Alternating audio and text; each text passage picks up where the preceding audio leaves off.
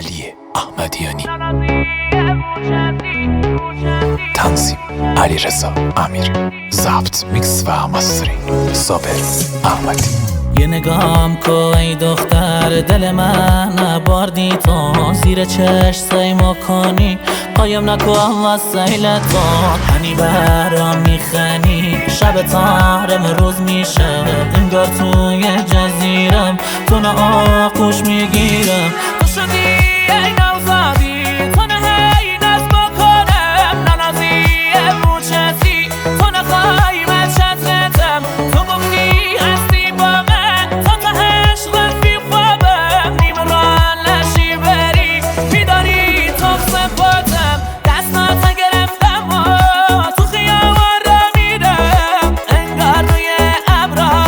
رو دستم را میرم، وقتی تو ششات اخمه تیر میکشه ای قلبه، طرز نگاه من رود از اون روزای قشه، تا نمیرم نمیفهمی قدر قلب تو، چرخ گردون نمیذارم تو دلیم شی تو، کشتی منم با اشاره رو سفید شی تو، سیاه نکو وقت بچارم رو حساب تو.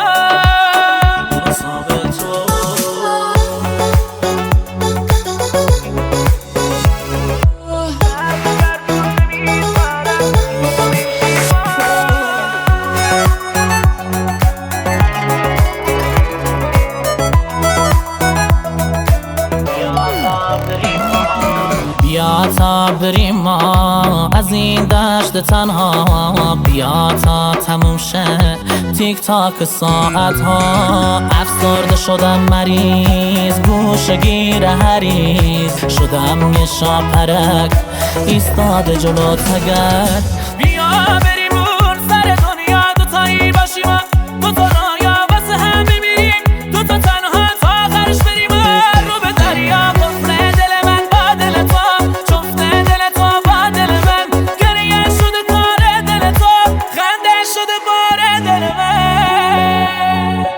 ما تو این رویاهایی که داریم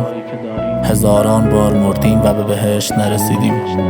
چون هیچ وقت مرده رو نمیشه زنده کرد، و دلیل خنده های من از درد زیاد بود